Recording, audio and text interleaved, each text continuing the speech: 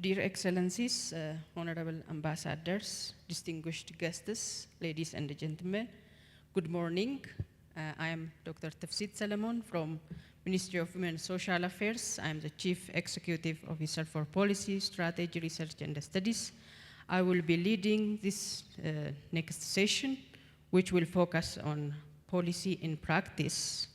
We will have a policy in practice session which will focus on from dialogue to implementation. So we will have His Excellency Mr. David Valee, who is AFLEX board member, His Excellency Mr. Abebaw Bihonegn, IGAD head of mission to Ethiopia, His Excellency Mr. Zadig Abreha, President of AFLEX, and Dr. Gashaw Ayferam, Researcher and Director General for Training and Policy Consultancy Knowledge Management at Institute of Foreign Affairs. These are our panelists who will join us for discussion. All right, so we will proceed with our panel discussion on policy in practice, which will be from dialogue to implementation. So before we go to specific questions, let me give 1 minute for each to introduce themselves. Good morning. It's an honor to be here. I am from the private sector. My name is David Valee, a Pan-Africanist, one that I hope... Thank you so much. I have great faith in the youth, so it's an honor and a pleasure for me to be here. Thank you so much. Good morning. Good morning, everyone. I think I have shown myself earlier. My name is Abebaw Bihonegn. I'm the IGAD head of mission to Ethiopia. But I'm here not just in official capacity, but as an Ethiopian, as an African, and as one of you who believe ardently in Pan-Africanism. I thank you. Thank you so much. My name is Gashaw. I'm from the Institute of Foreign Affairs. I'm African Affairs researcher at the Institute. Thank you. Thank you. My name is Zadig Abreha. I'm from Africa Leadership Excellence Academy. Thank you.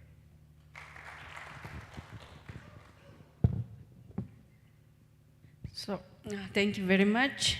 Before we go to specific questions, I want each of you to reflect on what is the importance of celebrating such day together for African unity and in creating the Africa we want. The fact that we are speaking here today about our problems, about the past, and what we envision tomorrow's Africa will be, that is the biggest part of the solution. Each and every one of us are here voluntarily because we have a vision of a better Africa, of a united Africa, I believe, yes? Hence, this is the beginning. Thank you, it's an honor. Africa Day, I don't know how many Africa Days that I have celebrated when I was young. Ethiopia is not just the founding member of the African, the OAU, or the 60 years ago. Ethiopia was the backbone of the African independence. It's not, of course, we're the only country that had never been colonized. However,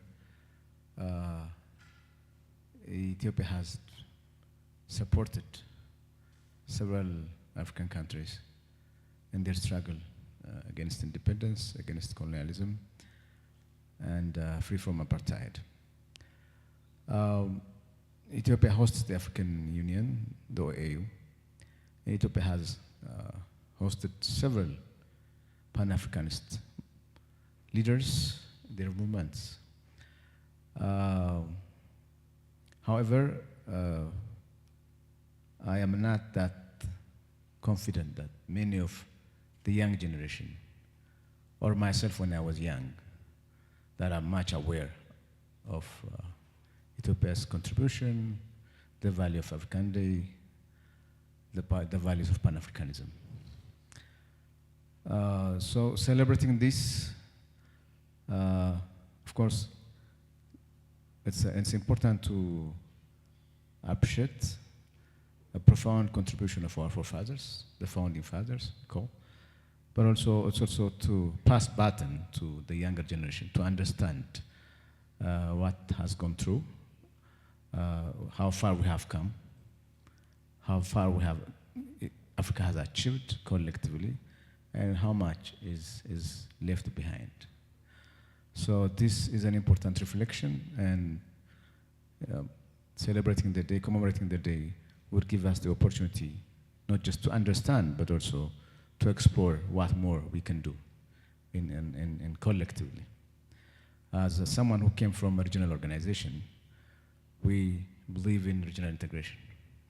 We believe our problems are best solved when they are addressed collectively than individually. We Africans are divided by artificial borders. Some communities, same language, same identities are partitioned in different parts of sovereign lands. However, the society shares values, economic interest. So to address our challenge, it's better that we do it in cooperation, in collaboration, in hand. So this day would remind us the importance of solidarity and the ideals of Pan-Africanism. Thank you.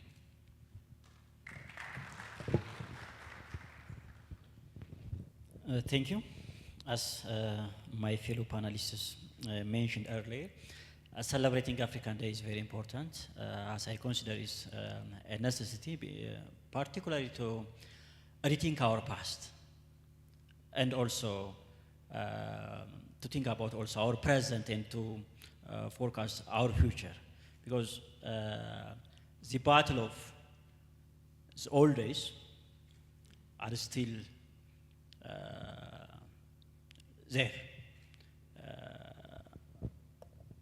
Majority of African countries, if you remember, in the 90s, 60s, gained their independence, but that independence, from my point of view, is not a complete one.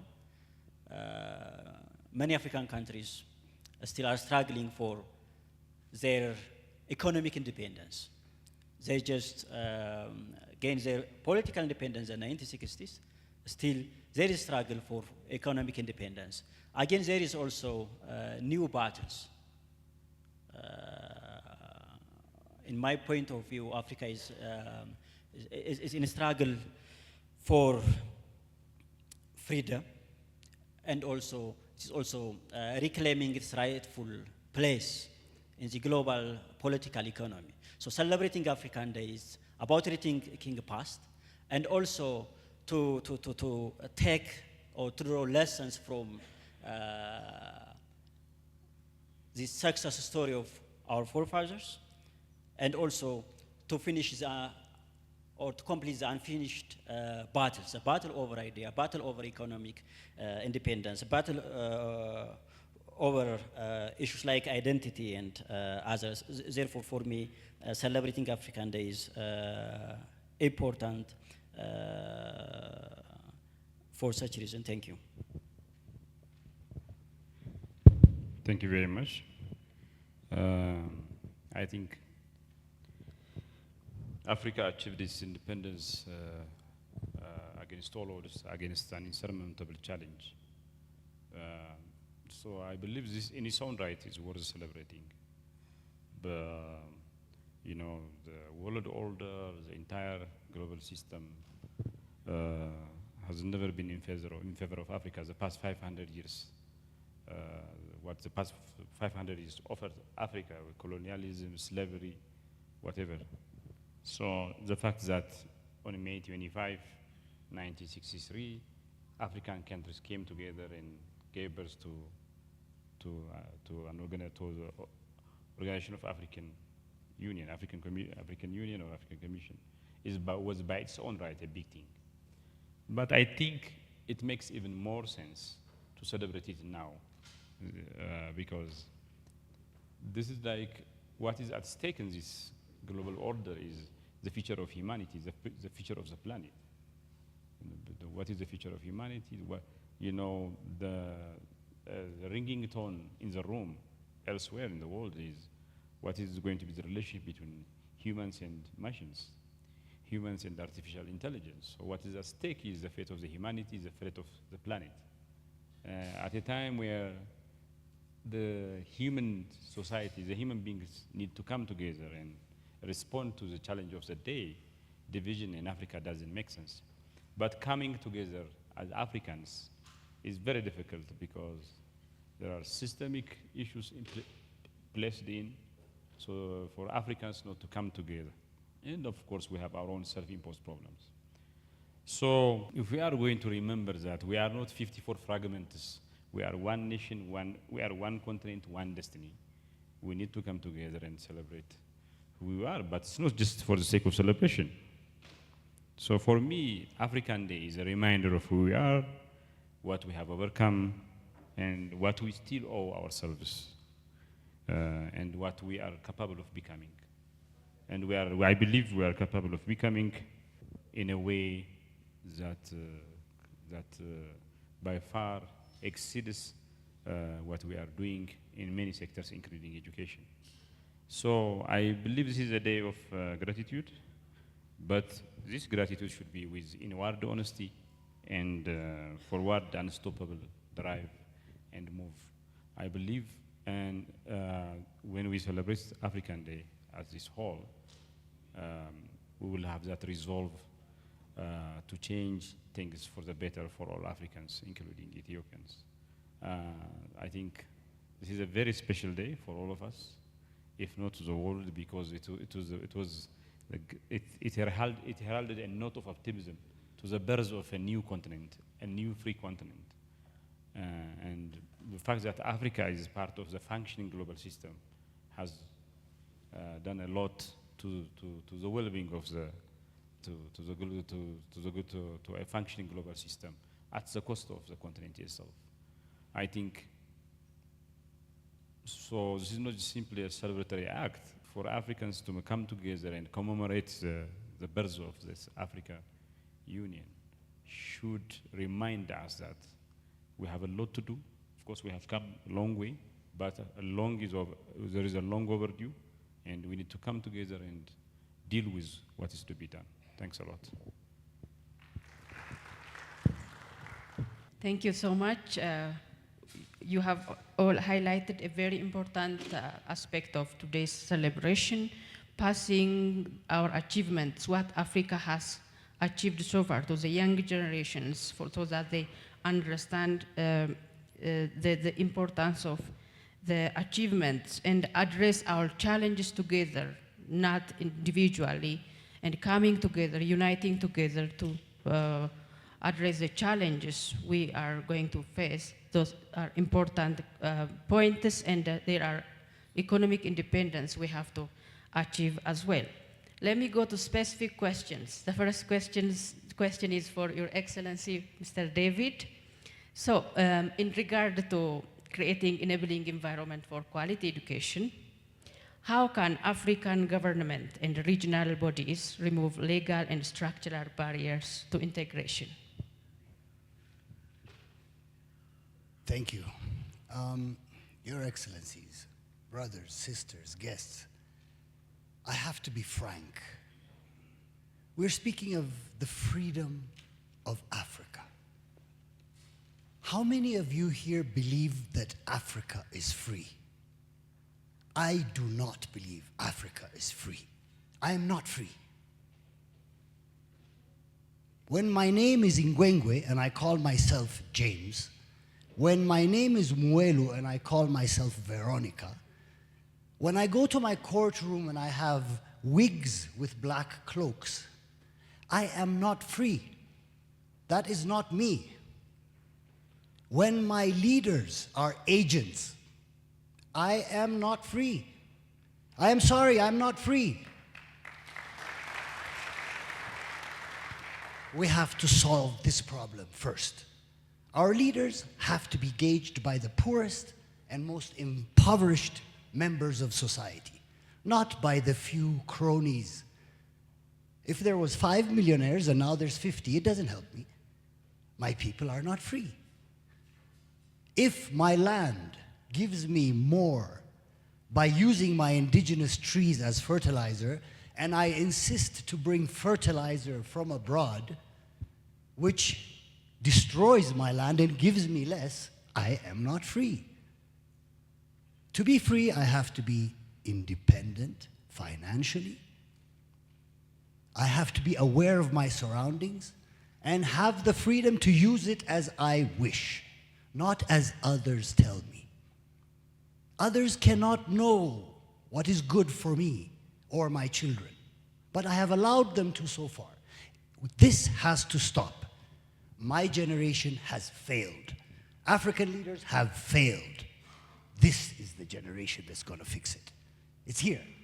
I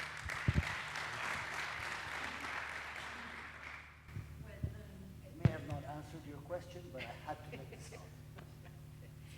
So my next question is for Mr. Abebaw Bihonegn. What practical milestones have IGAD and the AU achieved in fostering regional cooperation, mobility, and unified policy frameworks? Okay. It's going to be a bit technical.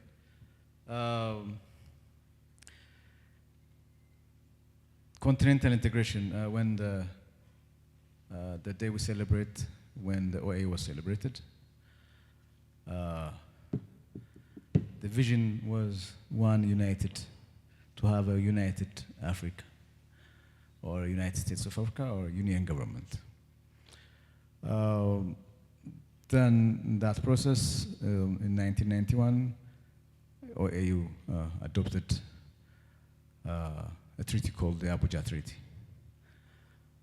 which envisaged one economic community, Africa Economic Community, through which regional economics were established to build upon African regions to bring one united Africa, one economy that includes full movement of people, goods, and services.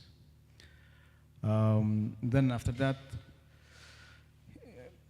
AU recently also adopted AU protocol on free movement of persons.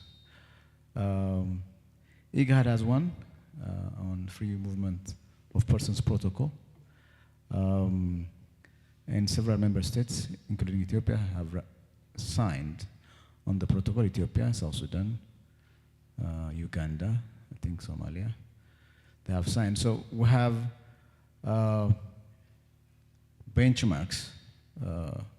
We envision, so there are steps of free movement of persons. One is to gradually remove visa restrictions to allow citizens to travel freely, stay in other member state, at least for 90 days. Then the second is free movement of labor. The third phase is the right of residence. The fourth is right of establishment. These are mainly parallel to the African Union protocol to free movement of persons. But these decisions, as mentioned earlier, are made by individual sovereign member states' willingness, political will, to adopt, ratify such measures.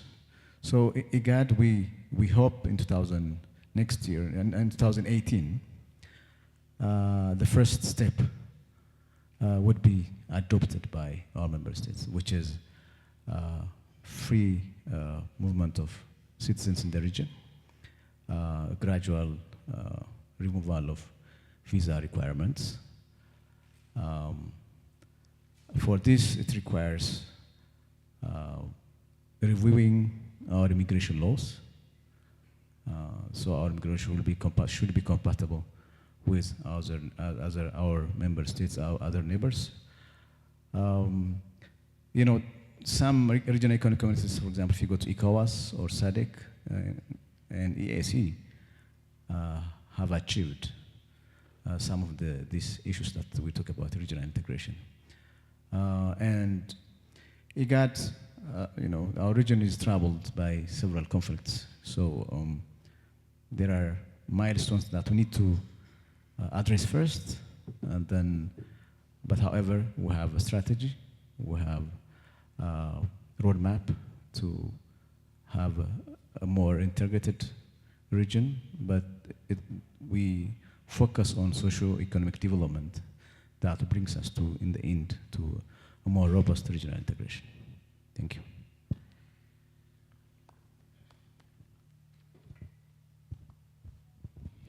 Well, my next question will be for Your Excellency, Mr. Zadig.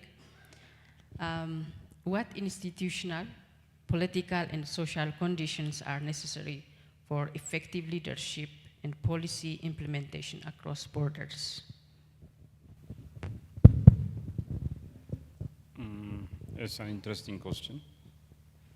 I think it's at the heart of everything. Leadership matters. You know, whenever people say, if the talk of the day is about education, and one would say, education is at the heart of everything. Like there is this conventional wisdom to put the matter of the day at the apex of everything. Like I'm not repeating that conventional wisdom. When I say leadership matters, if I have to rate any human invented institutions vis-a-vis leadership, I would rate it number one. I'm not just to reiterate, I'm not lending myself a conventional wisdom. I truly believe in that, in the power of leadership. So I think, you know, in the old days, great leaders are phenomena, like events. They come and go. They are one. You get them once in 100 years, once in a millennium. The great Alexander II, and the Egyptians never got. I mean, the Greek never got that kind of leader back, and their old glorious days is gone with the wind. Was gone with the wind. So, whenever one seeks to deal with leadership development, the effort should be, how can we make great leadership a day in, day out phenomenon, a great leadership in the business, great leadership in civil society, great leadership in public service, great leadership in the international public service should be the question, that should be the one that seeks an applaud answer. And the best way to do so would be, I believe leadership development is an ecosystem, a coming together of many things. It's not a one thing. There is no single silver bullet that gives birth to any institution capable great leaders. It's an ecosystem. And the first thing, I think, the first thing should be a policy design. A leadership development is not a dark shooting. It's not a fishing expedition. You need to lead it with policy clarity. That policy clarity should be there in the first place. So once you have a leadership development policy, and the second thing to do would be an institutional design. You know, we have, for example, in Ethiopia, we have human resource departments across all public sector, even in the private sector. But you don't find a leadership development department. But it's very important that you have this kind of institutional setup to deal with it. And once you have these two things put in place, you need to have a leadership development practice. For example, what we are doing here in Ethiopia, I believe it is true across all Africa. I believe this is also true across all Africa.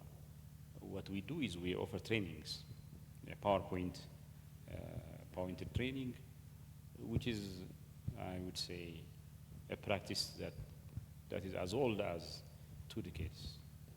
I mean, the practice that is only relevant somewhere 2 decades down the line. I would say, for example, these days, leadership trainings are gamified, and in a way, so practicable and based on the challenge of the day. So it's not just a training. Training is simply part of the package. If you look into what Harvard does, the Harvard School of Leadership Development, they have 12 leaders.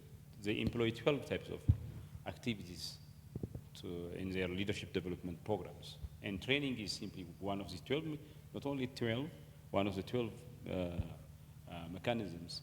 It has only got a share of 5%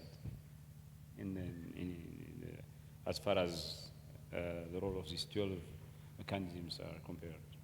So we are relying on something, on one of these 12 mechanisms solely to develop leaders.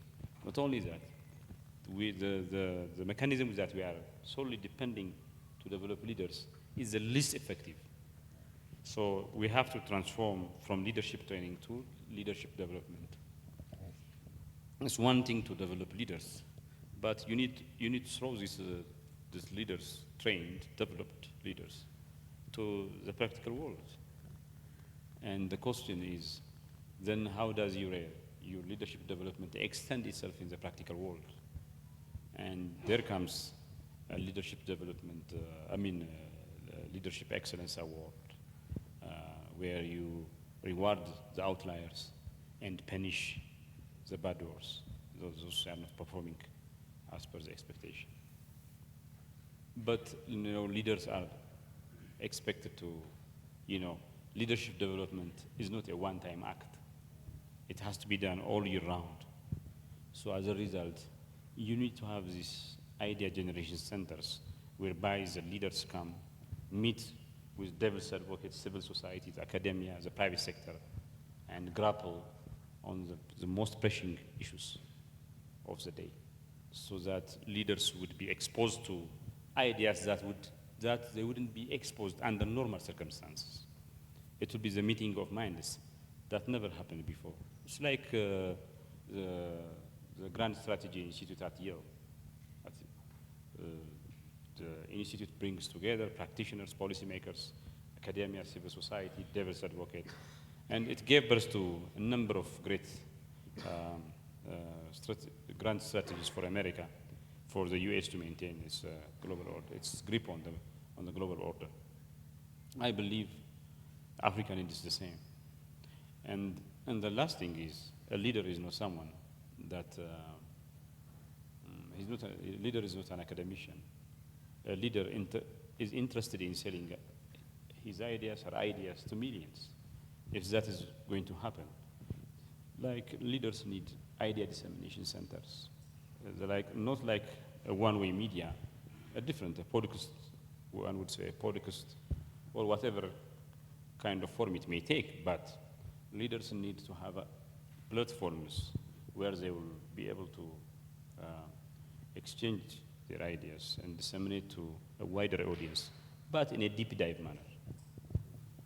And then you need also leadership forums, informal and formal leadership forums. You need a leadership retreat programs where leaders come together, exchange, network themselves informally and formally. I believe these 7 activities, 7 things put together can give us to a functioning and comprehensive leadership development ecosystem. But it is not the case in Africa. It is not the case in Ethiopia. And here at the African Leadership Excellence Academy, that's what we are trying to do. It's a very heavy task. It's like trying to push the Everest. It's like trying to make it to the top of the Everest. It is as mounting and as challenging as that. But I think the fact that we come together to deliberate on these issues like the African Day and other programs, I believe the enlightenment, the feeling for the need for this kind of intervention will ameliorate, will increase by the day, and at some point in time, there will be a consensus, an African-wide consensus for Africa to embrace a leadership development ecosystem. We are partnering with Lilek Mandela Institute at Pretoria in South Africa to do the same thing. We are trying to increase the awareness of African leaders, the African Union.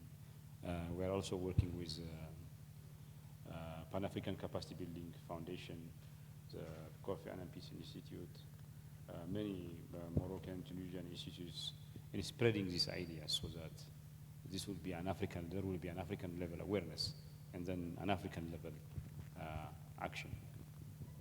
Thanks a lot. Thank you. The last question will be for Dr. Gashaw. How does regional integration contribute to peace, justice, and economic resilience? Okay, thank you so much. From my point of view, regional integration contribute for peace, justice, as well as economic resilience through different means. One, regional integration can create interdependence. And when there is interdependence, countries will opt to cooperate in various sectors instead to go war. This may align with the democratic peace theory. For the other reason is for comparative advantage. Countries may focus on their comparative advantage. Take us, for instance, the East Africa or the Nile region, for instance. Nile, as you know, is one of the source of geopolitical tension among the riparian countries, particularly Ethiopia and Egypt.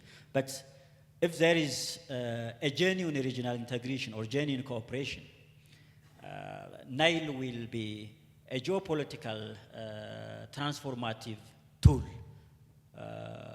for cooperation, for regional integration. If countries of the region focus on their comparative advantage, for instance, if Ethiopia focus on hydropower because it has the potential nearly 45,000 megawatts, which is the second largest in Africa next to Democratic Republic of Congo. Sudan has a large regable land, which is this comparative advantage, may focus on irrigation. Egypt has comparative advantage in industrial production. It may use electricity produced from Ethiopia, which is also less expensive and cheap.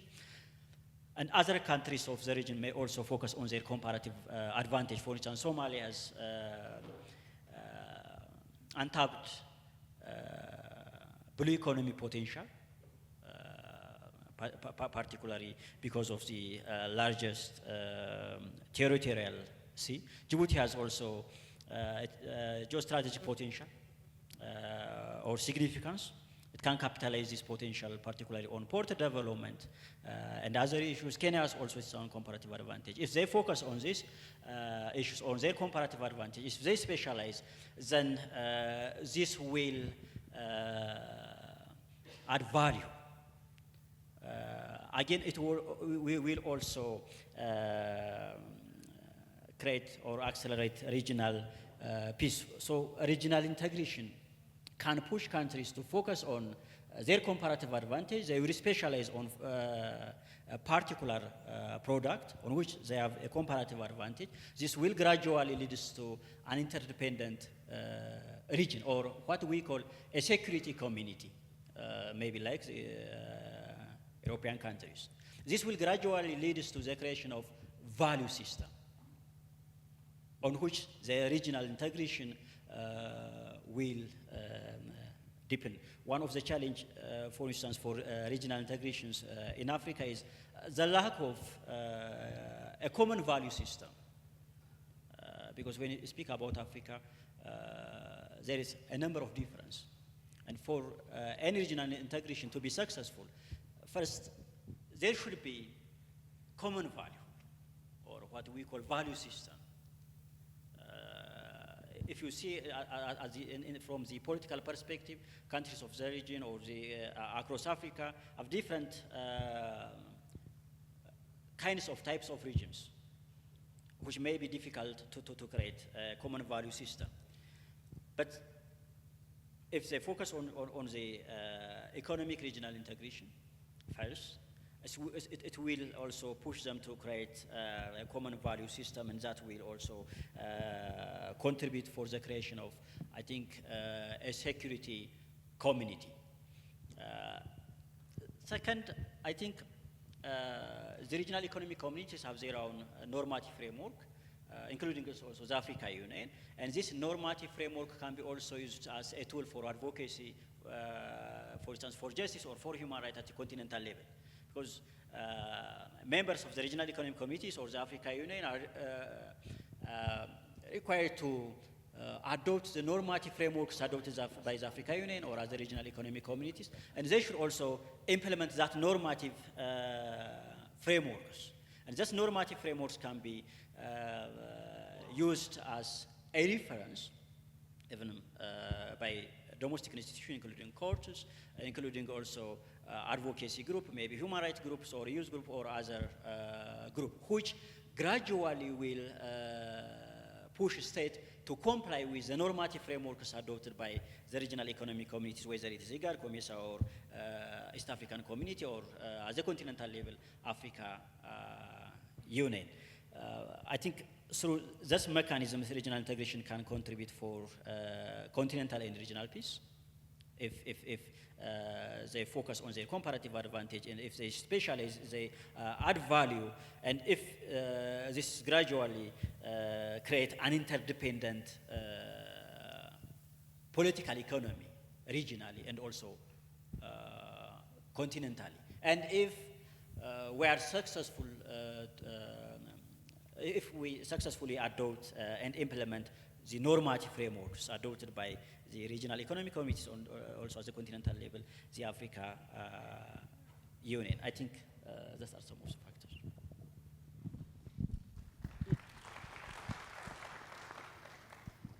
Thank you very much. We all have highlighted a very important and critical points. Mr. David have highlighted on the freedom and the independence Africa has to have. We have to work towards being independent, especially from several points of view. And the African Economic Community, creating unity and removing barriers, and then especially regarding visa and immigration policies, and very critical points have been raised, as well as leadership issues. The leadership matters very much because it determines lots of things, and in regard to policy design, institutional setup, and the others, and especially in following transformative leadership development rather than focusing on training is a critical issue raised by our panelists. And finally, interdependence, creating interdependence and strong relationship is very important for Africa, and especially genuine regional integration is very important, so that lots of issues and challenges can be solved smoothly, and several examples have been raised.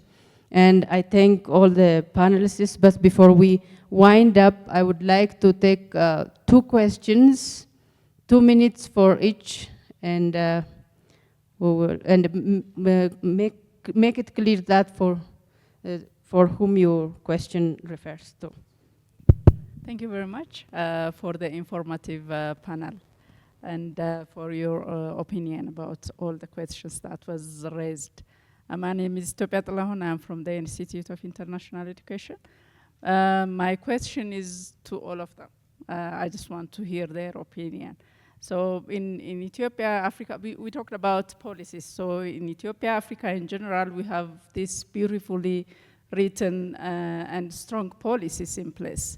But one of the challenges that we have is implementing these policies to practice and effectively. So what are some of strategies that we adapting to implement these policies to practice, so that we can bring the solution that we aspire for?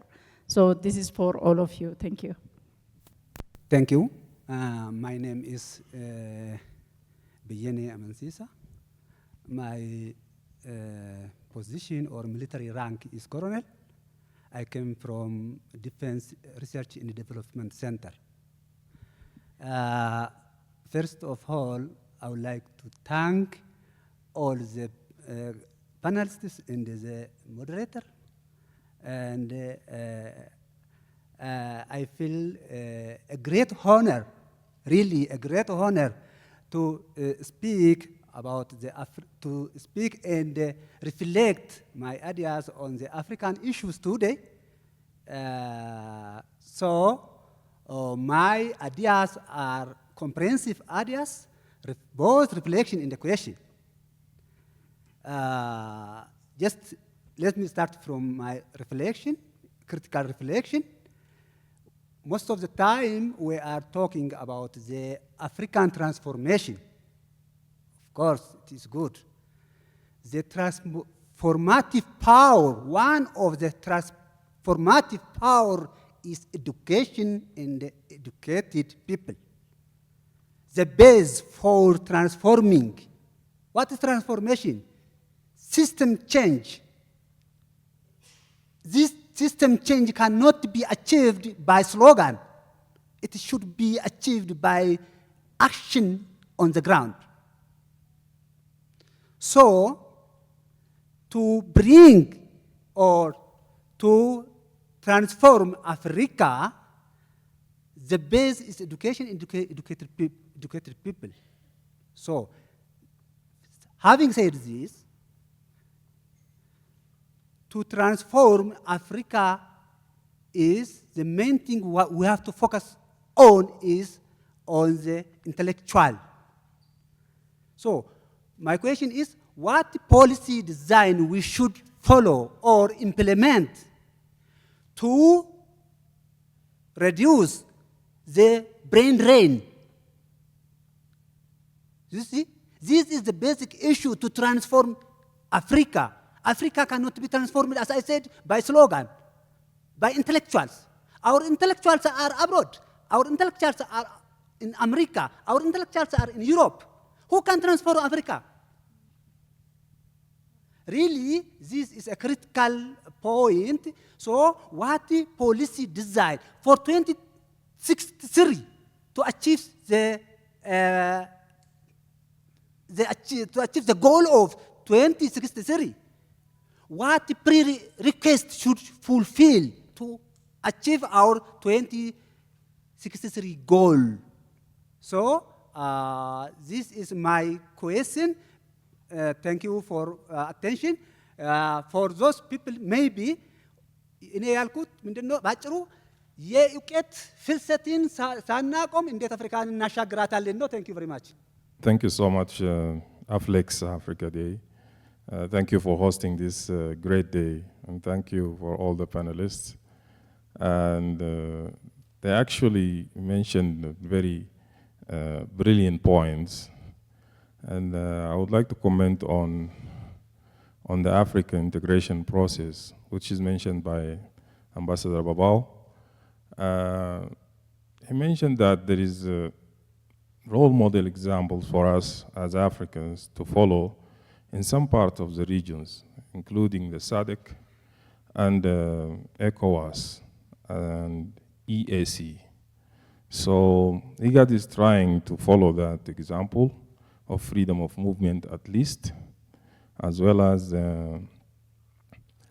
visa demolition system, that we as Africans, we don't need visa to travel from Sudan to Ethiopia, and from Djibouti to Somalia, or from Eritrea to Kenya or Uganda.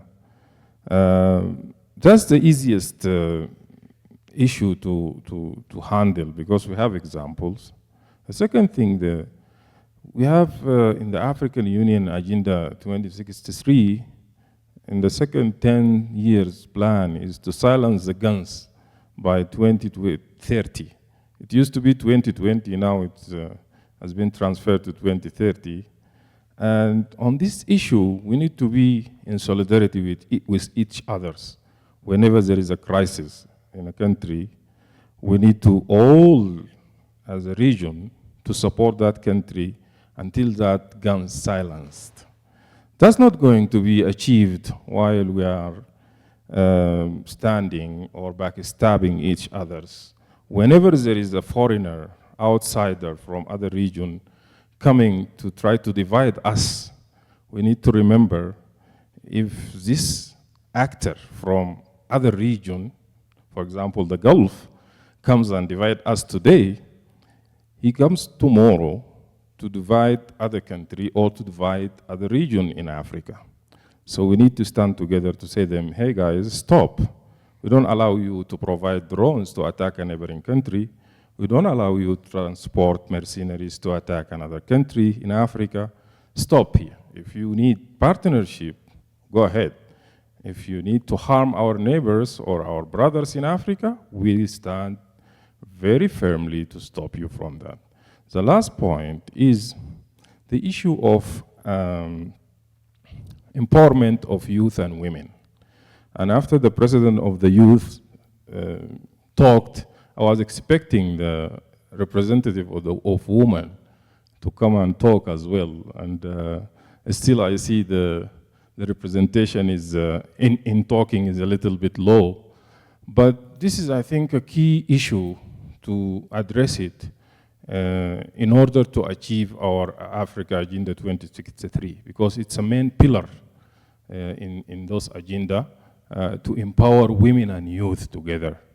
So when we say youth, is including women, but when we say women, it's not including youth. Women, we have to let them stand alone to represent themselves. Then after that, we bring the youth also. So towards those agenda, I think my colleague from Foreign Affairs raised a very valid point also regarding the regional integration. And he mentioned the Nile cooperation. As we are in Sudan, have 3 Niles. Maybe a few of our colleagues here don't know that, because we have Blue Nile, White Nile, and the confluence of the 2 Niles in the Nile, the big Nile. We call it, when it meets the blue and white, we call them in Khartoum the Nile. So we are always saying that we have 3 Niles. Why we call it here Abai? It's the Blue Nile in Sudan. So that, I think, is an opportunity for regional integration. As you mentioned, in mega power projects, hydropower projects, freedom of movement, with the use of natural resources regarding the vast lands, agriculture. There's a potential for food security in the region. We need to make it advantage for the region, for East Africa, to be the food basket of the region, using the water, the vast land, the agriculture, the young people that we have. That's why I used to talk in IGAD workshop recently, telling them, why don't you make this visa issue, like we don't see those who are displaced from country to other as foreigners. We put them in camps. Why don't we feel that those are citizens moving from country to country as moving from region to region? Not consider them foreigners, not put them, call HCR or IOM to come and oversee them. Let them move, let them work, let them invest in our countries so we can make full use of these human resources for the whole region, not only their countries.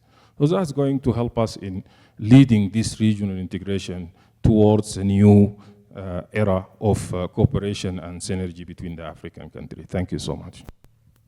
Thank you. I just want to say that the moderator has played a good for the first question asked for Mr. David. I just want to react from this point because, as you know, nature has its own reasons how to behave or how to act. The question addressed to Mr. David, and the answer was, in fact, globally speaking, it's about the weakness of the African spirit.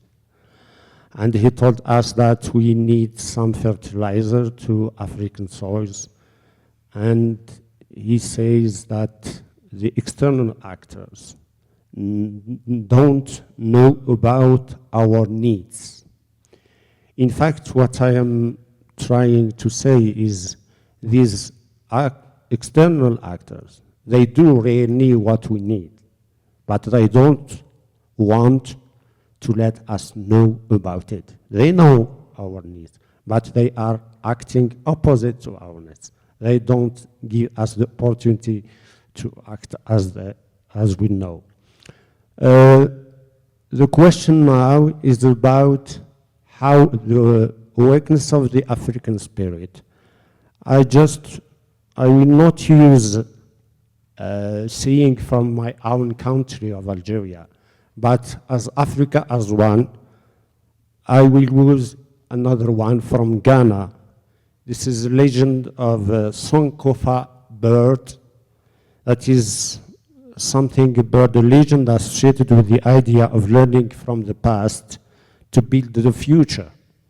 And it's a concept that encourages revisiting history, underlying history and heritage of Africa.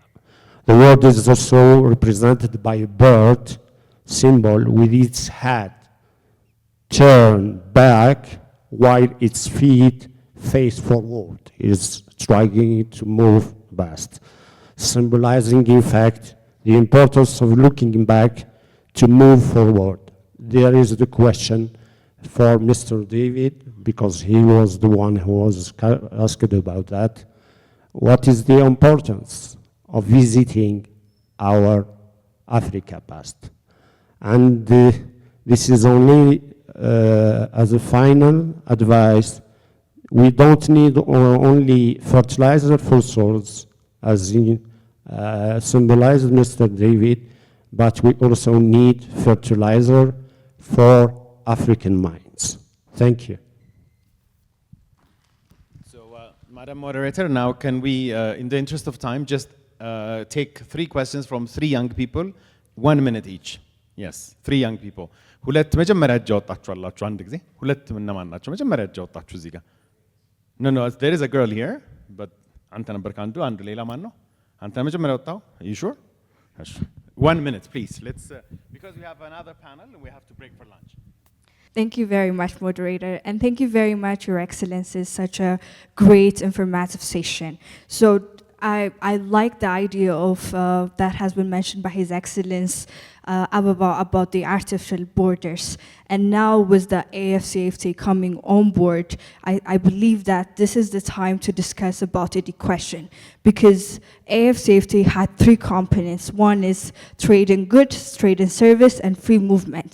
Of course, we can have trade in goods, but we need a young generation well educated to transform world's natural resources buried underground into products. We need to stop as Africans sending raw materials. Now we need young people that can transform the manufacturing, that can transform industries. And we need to stop sending coffee just to bring back Nescafe. We need to stop sending mining like stones, shea butter, and taking it back through Victoria's Secrets. We need that kind of generation equipped in the mindset, not okay, I got graduated, I need to go to the employment sector, get a job. We need a generation, we need an education system that transforms our mentality to think, okay, I graduated, I can have my own business, I can have my own industry that can change, that can contribute to the country GDP. And it all relies in our education system. And we need an education system that changes our mentality towards peace. We need our history books to change preaching hatred. We need peace, and it starts simply from our history books. And we need a system that guides our education system to focus on our local contexted problems. We don't need to learn the Western problems to solve African problems. We need to learn about African problems to give African solution. And that should be where our education system aligns with. And what we need to know, where my question lies is, where do we find ourselves as young people in IGAD, in the private sector, because we are very happy that the private sector is coming, because we need a user-friendly finance mechanisms. We need to go to banks, and when we say, I have this amazing business plan, we want a private sector. We want a finance system that doesn't see our age, but our ideas. We want to see a finance system that says, okay, I don't ask you for a house, I don't ask you for a car. Come up with the plan and let's finance it. So where do you find us in your structures? Because we want to be a contributor. We need to stop young people to be just recipients, but we want to be contributors. So where do you find us in the structure is my question. And definitely one of the assignments is we want the Ethiopian Youth Council to have a seat in the parliament, because that's where we advocate for education, for transformation. Thank you very much. My name is Abigail Ndala. I work as a program coordinator in Youth Network for Sustainable Development. That was a very powerful, I would say, session by itself, but the next panel definitely is on youth, so they will address it, but gentlemen, you will address it as well. And because we are Ethiopians, and we have a foreigner here who's begging for 1 minute, can we give it to him? Just 1 minute. It's 1 minute. Okay, thank you. Today I'm happy for here. Some question for Zadig Abreha. My question is,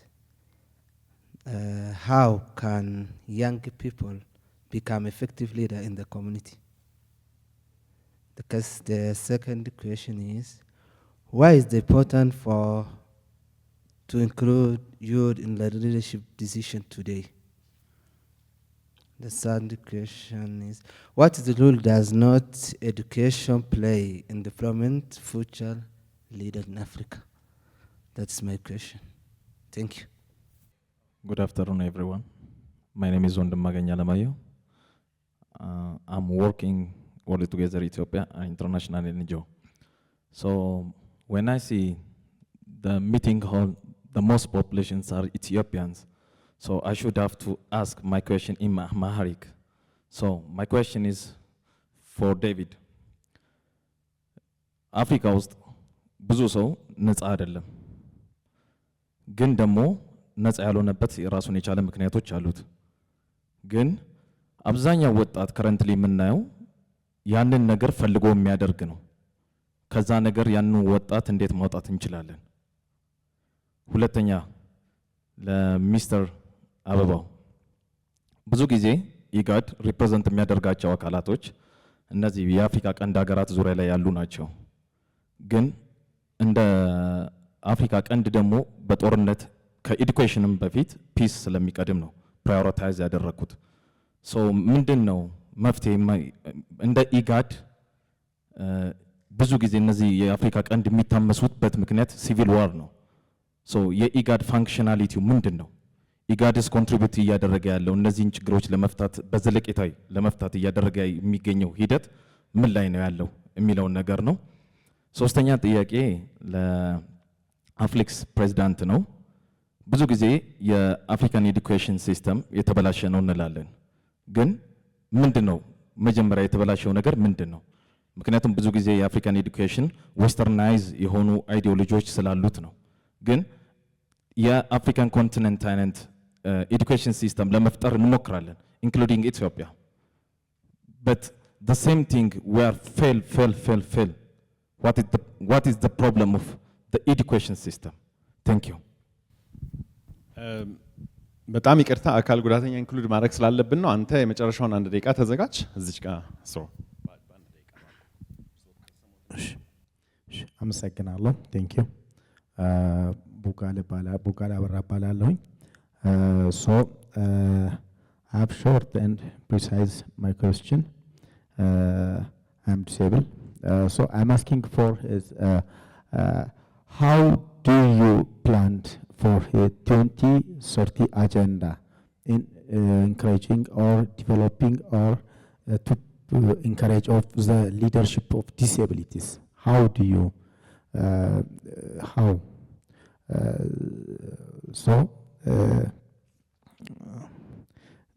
ግልጽ ለማድረግ በአማርኛ በጠይቅ ደስ ይለኛልና በአጋጣሚ አቶ ዛዲግ አብርሃንም እዚህ በማግኘቴ በጣም ደስ ብሎኛል። ብዙ ጊዜ ማከብራቸው በቃ በሀገራችን አሉ ከምላቸው ጥሩ መሪ ናቸውና አካል ጉዳተኞችን ወደ መሪነት ከማብቃት አንፃር ምን እየተሰራ ነው? አፍሌክስ ምን ሰርተዋል? ለምሳሌ አሁን በየሀገራችን እያየን ያለነው ነገር አለ ማለት ብዙ መሪዎች አሉ፣ ግን አካል ጉዳተኛ አንድ እንኳን መሪዎች ወደ ላይ ከፍ ያሉ አይደለም፣ እየመጡ አይደለም። ምንድነው ምክንያቱ? አፍሌክስ ምን አጥንቷል ይሄንን ዙሪያ? ለምሳሌ አካል ጉዳተኞች መሪ መሆን አይችሉም ወይ? ወደ ላይ መምጣት አይችሉም ወይ? ምንድነው ችግሩ? የትምህርት ነው?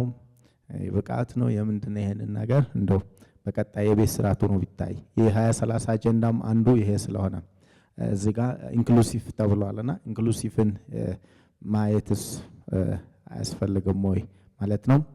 ተዋውንም በኢጋድ ውስጥስ ምን አለ? በእኛ ዙሪያ ምን እየተሰራ ነው?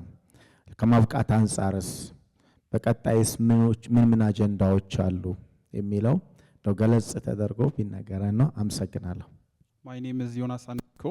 I am a final year of political science and international relations at Addis Ababa University. My question is to His Excellency Zadig Abreha. You mentioned before the need for a comprehensive leadership training, which you stressed on your 7 points. But what is actively being done to sift leaders from their early days? As we all know, not every individual becomes a leader at some point of their lives, but still we see that capable individuals that we look up to that are not getting the opportunities, not meeting their expectations. So these reasons are, the reasons are, for example, not attaining opportunities or even being elected opportunities. So what is AFLEX doing to manage all these things? Thank you very much. Thank you very much for the questions. I know there are other valuable questions, but for the interest of time, we'll bring it back to the stage. And we have 2 questions for all the panelists, but the other questions are for each panelist. So I will only, we will respond to the 2 common questions at the end, but we will go to the specific questions to each of the panelists. Yes. Let's start from Mr. David. Thank you. Okay. From past experience, my brother asked me, what can we learn? Let's make it very short. Failure. That's what we can learn. That's why we're here today. We are told we are free, but we are not. Why? Failure. The richest continent on earth. Can you imagine? Why are we beggars?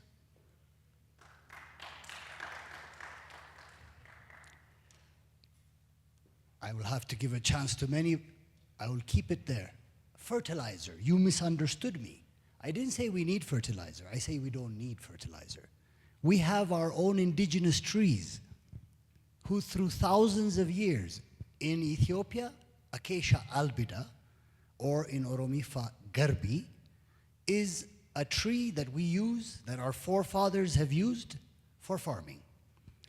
Corn that we plant underneath garbi, we get 3.8 tons per hectare. With urea or DAP, we get 2.6.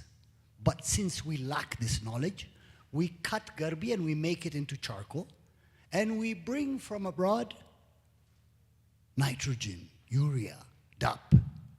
So we decided to go to Addis Ababa University 10, 12 years ago with great colleagues, friends of mine, and let's decide, let's see what urea is. 48, 45, 46, sometimes 50% nitrogen. What is the rest? They're chemicals that scientists put together in order to conquer Africa. The first year is given for free to the farmer. Once that land tastes urea, next year without urea you don't get grass, let alone wheat. So you have put the farmer in slavery. in jail. So yes, my reference to fertilizer was, why don't we go and use what is ours? The next question, very important question, my colleague here, is regarding education. Fancy speeches are useless. We have had many of those. Nothing has come out of it. Today's leaders, I am very sad and sorry to say, you know, if I am permitted, I have to tell you a story. Recently, there was the election of the new AU chairperson. There was 3 candidates, I believe. One of the candidates had put me in a WhatsApp group. I will not mention the name. And in this group, there are 4 African leaders. There's a few ministers and many doctors and professors. The aim of this WhatsApp group was to root and support this one candidate. My heart told me, I don't know him well enough. How can I testify to the basis of his character? So I didn't know what to do.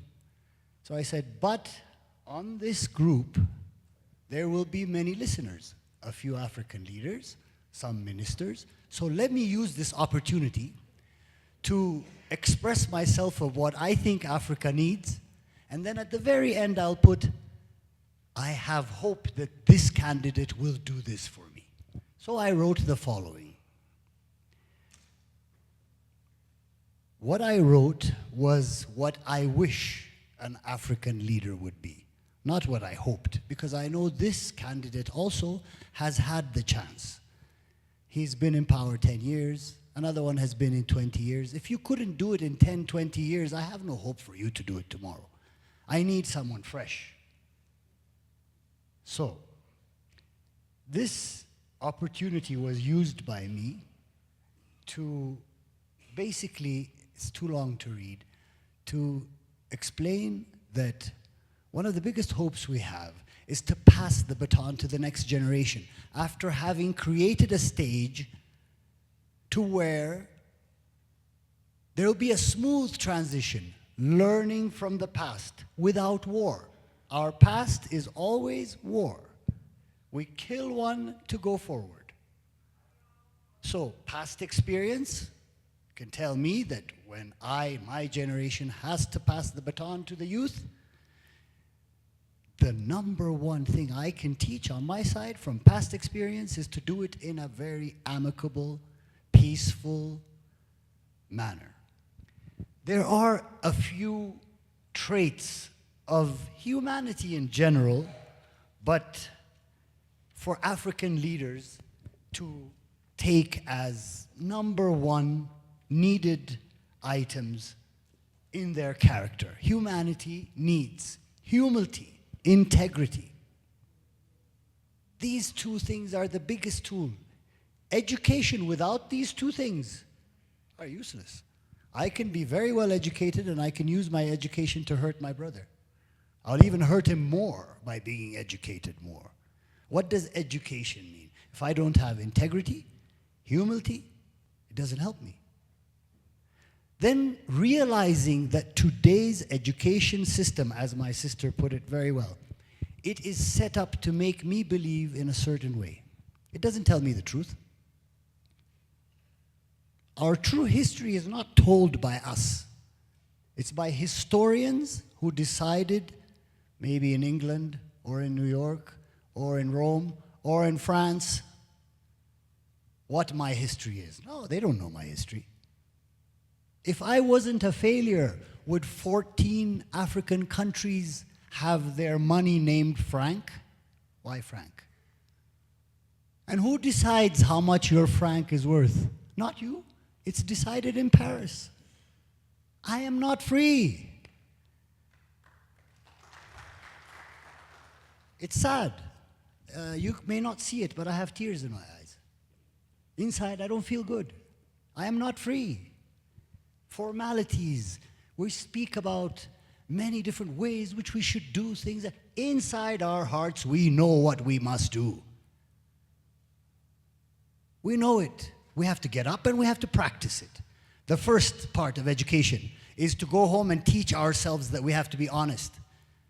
To teach ourselves that she's my sister, she comes first. If she does the same for me, together, we don't need passports, visas, any of this. This is where I teach myself first. You know, we all know what we need. You know, lately we have this practice that we have adopted.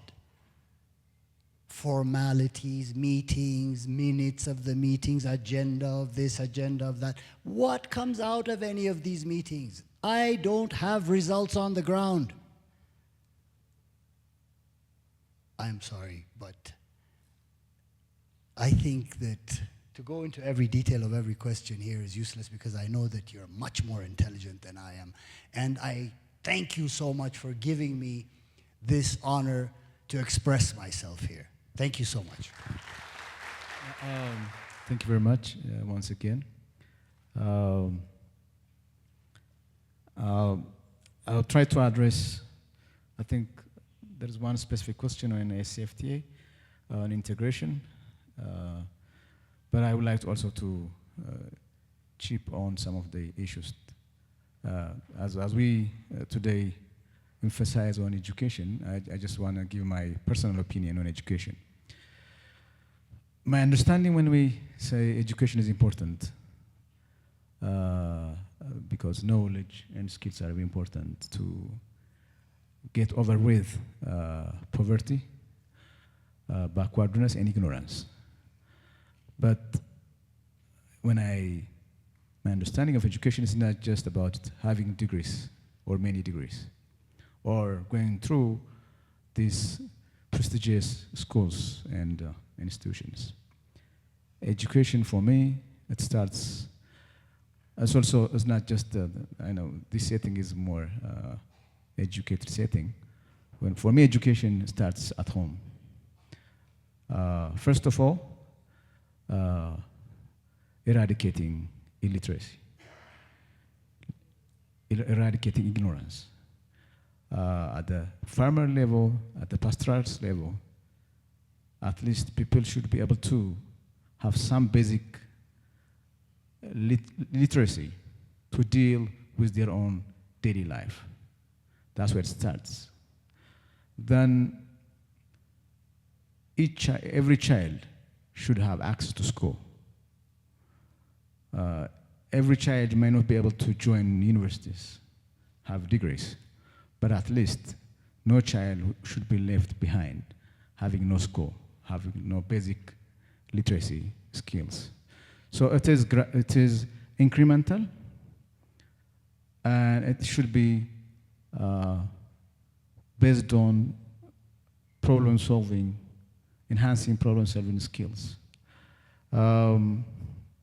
So local, any education, any student which reach to higher level, first must know his neighborhood, his country, his society, his people, his continent. That's how it's incremental it should be. However, we should also, it's no right to underestimate the nature of knowledge. Knowledge is international, global. Science is not specific to Ethiopia. Science is not specific to Africa. We have some global knowledge, global theories, global science. Mathematics is not specific to a specific region or a specific country. So it must be a comprehensive understanding of education. Education must not undermine our local knowledge. When we refer to Western education, we're not undermining, I'm not undermining in entirety that Western education is not important. But it shouldn't come at the cost of substituting, so in a substitution of my local knowledge. I shouldn't undermine myself, my identity, my society. The skills, probably centuries old, the skills of our farmers. Skills that have been invented well before science has learned how to do it. So it is, I think, we should be able to grasp all these things together to appreciate the value of education. On the brain drain, I know there are some friends of mine who argue against, for example, in the case of Ethiopia, saying that there is no much brain drain. I know I have a social scientist friend who says brain drain is not the major issue. That I will leave that argument. However, I think we know in this, at least in the era of issues of deportations, those who have good skills, good knowledge, are secure to stay. That's a form of brain drain. But what I would suggest is, in this world where we are connected very well, wherever that important brain is, we can tap it. If we provide the opportunity, if we facilitate access. If someone who's brilliant in NASA, an Ethiopian, if he cares about his country, he doesn't have to move to Ethiopia. He can provide that service wherever he or she is. So life has become, basically, contribution of knowledge has become hybrid, in person and virtual. So we should also consider tapping our resources wherever they are, not necessarily bring them back here. We should be able to tap their knowledge, skills, and get connected with them. With that, I think we can alleviate, even though it might not be in entirety, the limitations of brain drain. I just want to, before I get into free movement, the technical part, I just want to make some arguments with my friend David here. He said great speeches are useless. But I can only agree with that if those great speeches are not supported by deeds, they could be useless. But I think great speeches are very important. The Nyerere in Nkrumah, we're referring to them because of their great speeches. They inspire us. They show us their vision. We're still referring to them. Some of the speeches they have made, we didn't attend them yet. So they show us a vision. If I go to the American context, Martin Luther King has moved in thousands because of his speech, I Have a Dream. He challenged an incumbent president because of his speech. He had more powerful than the president in the White House because of his speech. So it's not the right message to the youth to undermine great speech. What you learn when you learn leadership is one of the impact you live up on is because if you do a great speech, but not a lip service. If you mean to it, great speeches are important, and that's what we refer to leaders way before us referring to them. So great speeches are important, but they must be supported by good deeds. If a great speaker is found doing exactly the opposite, then that's not a great speech. So I just want to make that straight on the record. Free movement of persons. These are legal treaties. Are legal instruments. They have to go through a due process and implementation roadmaps. And they naturally prerequisite some basic, so if a person is permitted, for example, let's take the other region, SADC or ECOWAS. There is a free movement of people, but they have one common ID, established and shared immigration system in place. So standardization is very important. In the absence of basic legal standardization, nations would also have their own insecurities, national interests, and in the end, law and order. So to maintain the national interest and law and order,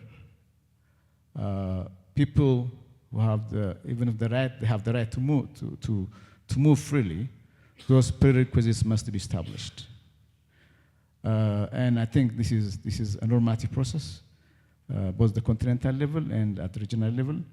IGAD had established a roadmap, what it would do in 2028. We aspire by 2028, all our member states' immigration policy will be harmonized. So we have steps that should be taken over. Then, of course, all in all, it takes the political will of the member states to adopt and accept and domesticate those protocols. Unfortunately, I understand when crises happen, brothers and sisters displaced. They need places to shelter. We should be passionate and compassionate to host them. But that's a bit different from the orderly movement of people and persons and goods and services. I think this also is intertwined with the newly endorsed the African Free Trade Area, which Ethiopia is has also endorsed. In a big picture, if Africa trade with itself, it can save a lot. It can progress a lot. But there are lots of barriers. It's not just a wish list, but there are practical barriers that we step by step need to address at the national level, at regional level. But even the raw materials, we can say if agriculture products are wheat, for example, Ethiopia is producing lots of wheat. If Kenya needs, Kenya should be able to buy Kenyan wheat without a third-party currency.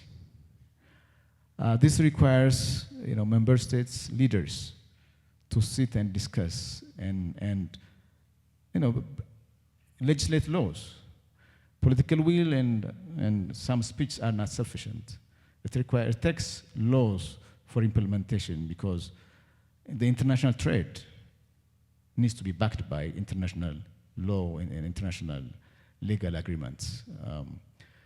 When it comes to processing raw materials, our own, you don't want to send coffee to Nescafe unprocessed. Great. That also takes us to the education system. Our education system, someone was mentioning earlier, if you've studied, let me give you one example.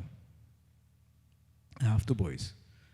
So in America, I saw kids playing with real snake, actual snake, python. Python is dangerous when it's really big and has developed muscles, but it's non-venomous, which I didn't know. It's a big size python they were playing. They were not scared. So if you take those kids in a biology lab, they will be easy to play with frogs, live animals. How many of our biology students can barely touch a frog in the lab? So I brought natural-like frogs and snakes from the US, and I brought it here to Ethiopia and gave it to my schools, my teachers, my kids' school. And everybody freaked out, including the teachers. So education, if it's not really solving problems, even if you're studying chemistry, if you don't know how to process things, then there is no way that raw materials would be converted to finished goods. Okay?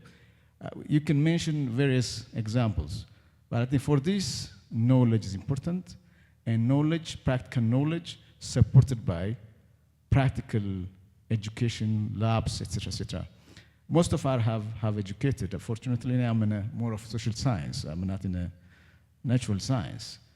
Had I been a natural science, I don't know how much solution I could provide to the real world. So I think the awareness is there, but I think we need institutions, we need curriculum, we need the mind to be also adjusted towards solving problems so we can process our raw materials instead of, say for example, you import Italian coffee. I get Italian coffee, the capsules. Most of it is in Ethiopian coffee. But, you know, no one is processing that. So that knowledge has to come within, and those you guys who ask the question, you should also ask yourself, how much am I trying to become one, to change this? Thank you. Okay. On the lack of implementation of policy, I think one of the main problems is the imbalance between the means, those, and also the end. The end is always the policy goal to be achieved, and the means are the tools, the resources that are very important to implement the policy, and those are the strategies. Most of the time, there is imbalance between the three things. Sometimes there is no resource. Sometimes there might be institutional problems, or there might be no appropriate institution for implementing that policy. Sometimes there might be also missing links.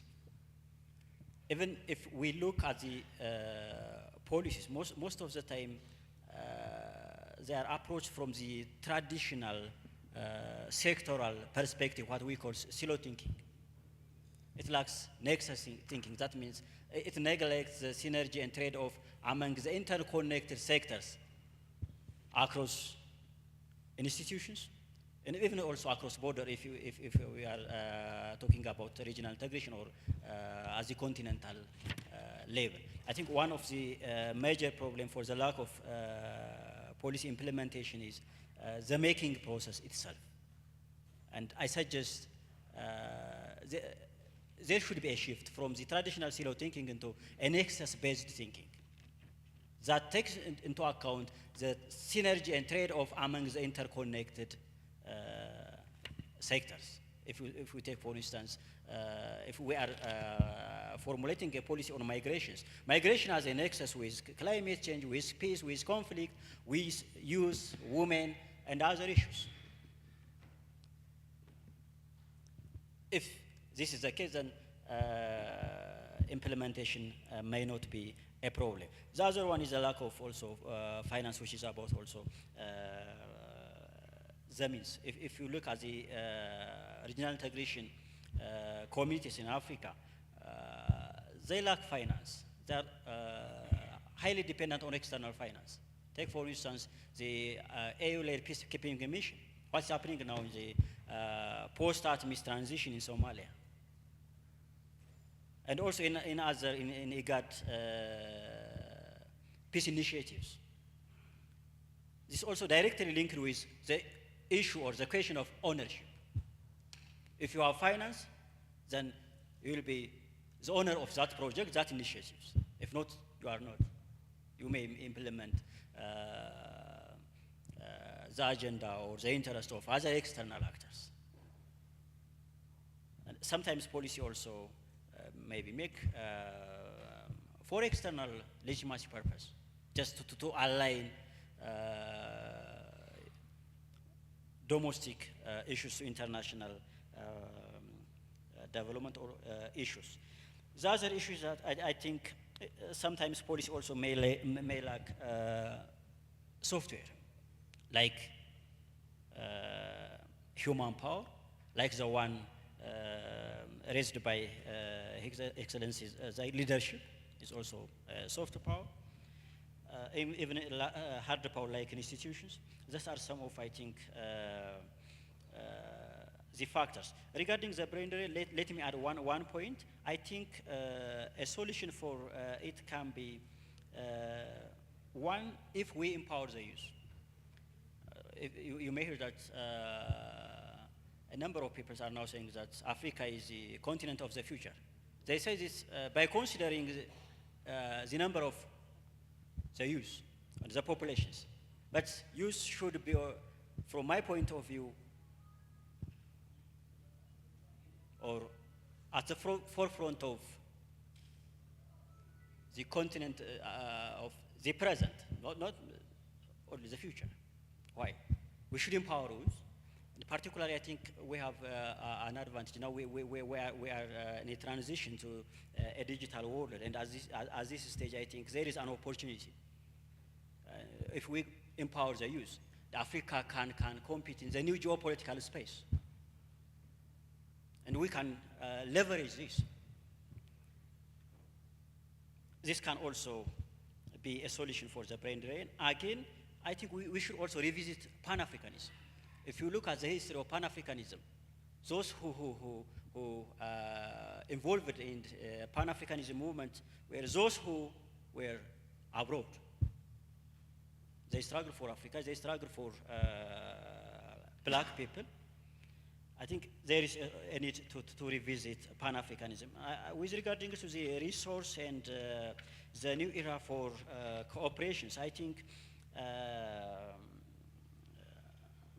there is a need to transcend, I think, our mindset, our worldview, including also the culture of violence. I think those issues are a precondition to use our resources, particularly transboundary resources, to be a source of cooperation rather than geopolitical tension. In IGAD or in Africa Union or other regional economic communities, most of the time you may hear that there is any cooperation, peaceful resolution of conflict and such like that. But first there is a need to transcend the mindset, the worldview. That is an obstacle to cooperation. If you look, for instance, at the Nile River Basin, one of the major structural challenges, not only the geopolitical factor, but also the mindset, the worldview we have, particularly among the riparian countries. So we should think beyond the drop of water, beyond the piece of land, and beyond something that is associated with us. I think those are some of the questions I want to address. Thank you. Thanks a lot. I think I have 4 or 5 questions to address, but in the interest of time, I will try to be as much as possible brief. In addressing the question forwarded by my brother is young, he must be one of the youngest in the room, right? She asks me for advice in how to becoming an effective leader, but that's I would say a 30-day-long lecture to require. But to briefly answer your question, I think the first thing the first step in becoming an effective leader is to start with purpose and vision. Why are you here? What do you want to add? What thing do you want to get rid of? What do you want to do with your life? So creating a shared vision and starting with your own why should be the first step. And listening before leading is the fundamental thing. Trust is also, and serve, don't rule. Service should be, especially African, is that kind of leadership. And inclusion and respect are the 2 fundamental important values in Africa, I think we most of the time neglect. For one, I have to ask for an apology. A gentleman asked me if AFLEX is doing something in being inclusive of whether AFLEX is inclusive or not in incorporating our esteemed fellows from the disabled communities to be part of our leadership development program. We have failed to do so. So I want to be honest. I have to be honest, and I have to ask for an apology. You know, Helen Keller, Roosevelt, and all those great leaders that have that exceptionally performed very well. And leadership were people with some form of disability. So, you know, if you see the ramp and everything, AFLEX is quite friendly. And I wanna take a bold step. I am going to name a committee member, 2 committee members from our side. And if there is anyone representing the Disability Association, please let's come together and do something about this. So from our side, I will name Matthias and Sisai to be part of committee members. So whosoever is interested, please stand up so that they will come in. Matthias, stand up now. So anyone from the Disability Association, including the gentleman that raised that question, that you can meet them up, and then I will be on top of this thing. It's very important that we. It's very, very important that we deal with this problem. You know, 4 years ago, I was a campaign manager for the ruling party. We have tried to do a lot of things in augmenting the representation of the disability community in our parliamentary seats. And we were not as successful as we wanted because we were unable to nominate like hefty, a good number of people from that community. So now I want to do something about this. And this is, I'm not just paying a lip service to this. I'm serious about this. So please, the gentleman, communicate to these 2 gentlemen, and then let's do something about this.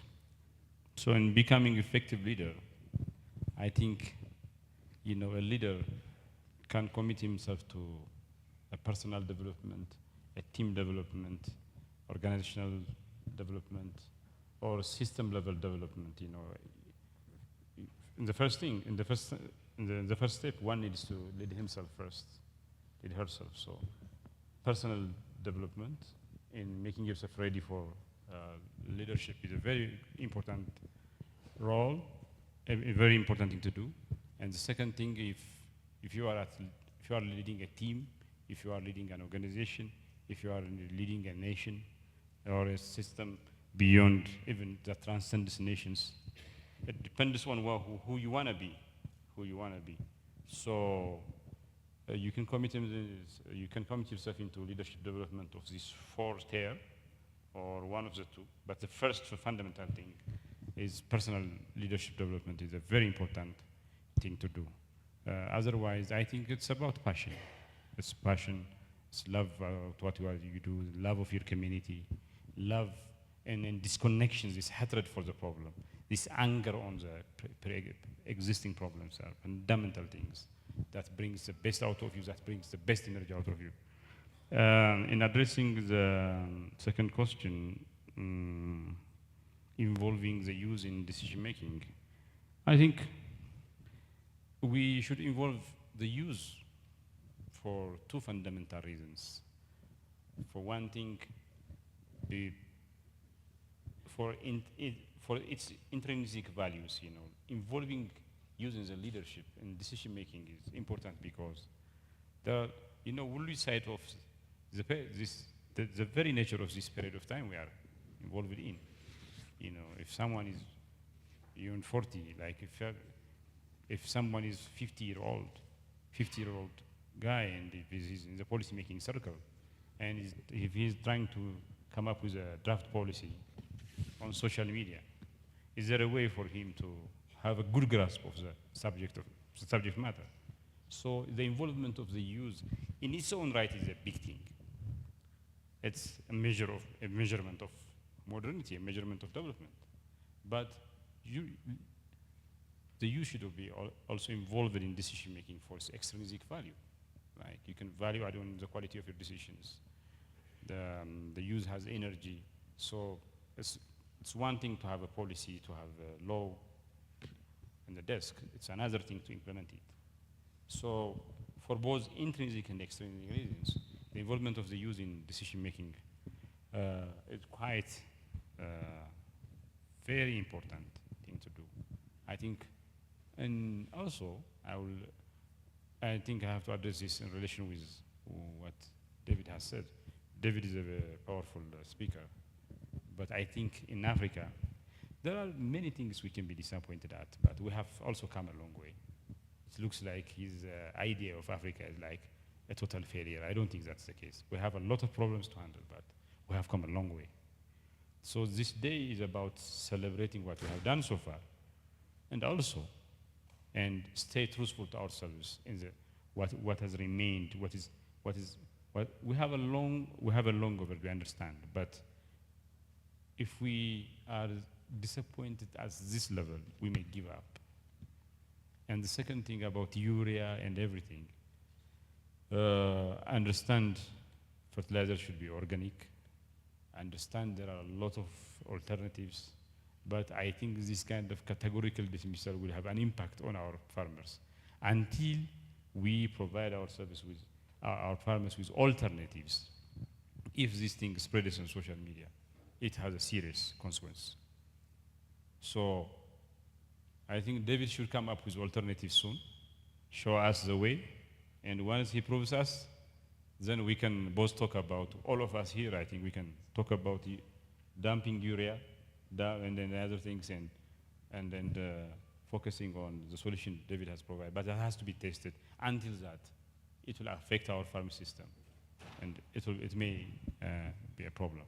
I don't think that's what David wants, but it may be misunderstood when it is widely circulated. And I saw some young guys recording it, and if it's spread, it's going to affect it. So I want you to be very careful with it. I totally agree with what David says in instance, in principle, but that has to be tested on the ground, proven to be a way of doing business. Then when that is the case, this will be like the biggest news in Ethiopia, because do you know how much we have been earmarking $1 billion every year for fertilizer. If that is the case, that's a big relief for the huh? Yeah, yeah. To open factory, we need more than, I think, $40 billion or something. So if that is really true, that's a great news. But that has to be proven on the way. And the third question was, what I think the question has to do with the problem of African education. I would reframe African education has 1,001 problems, so I can rephrase it into the binding constraint of African education, so that it will enable me to make use of the time properly. You know, there is a massive learning poverty in sub-Saharan Africa. Over 80% of 10-year-olds in sub-Saharan Africa cannot read and understand a simple text. This is a World Bank report issued in 2022. So it's one thing to go to school, but it's another thing to have a learning capability. You know, it is said that a 10-year-old student in the US public school system has a learning capability equal to only 5th grade student in India. So the Indians have a much more learning capability. I'm talking about the American public higher education system, not the universities. They have the best tertiary level education system, but their public high school system is quite a mess. So our problem is not that education. You know, there is a problem. 200 million African children are not at school, but even with those that are at school, when we measure our achievements inscribed so far in terms of learning capability, we are at mess. It's a very big scandal. So we have to change that. So at the heart of our education reform should be reforming, should be increasing the learning capability of our kids.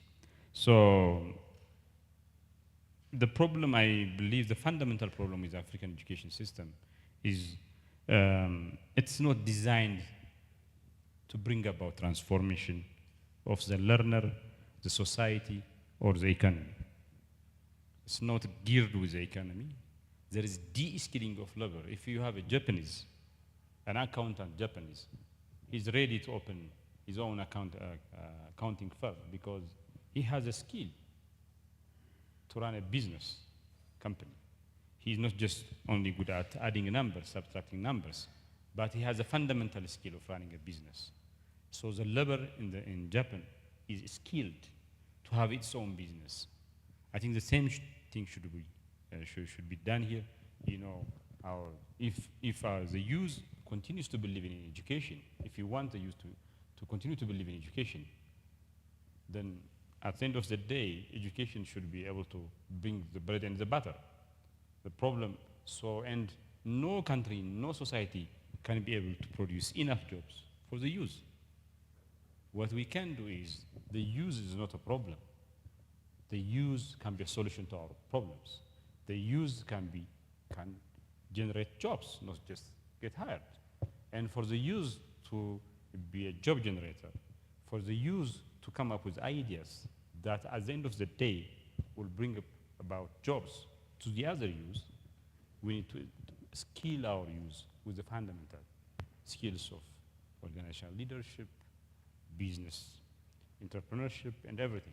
If we do so, I think our problems, most of our problems will be changed into thin airs. I believe, again to reiterate, at the heart of the problem of our education lies lack of learning capability. That learning capability should be dealt with.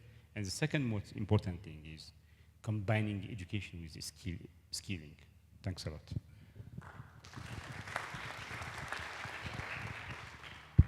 Thank you, our panelists, and thank you, our audiences, for raising so critical and important questions, and thank you for being patient at this time when we are ready for lunch.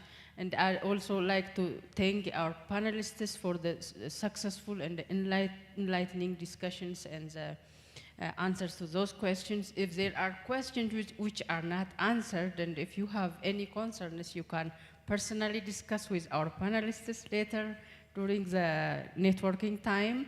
Thank you very much, everyone. That's the end of our session.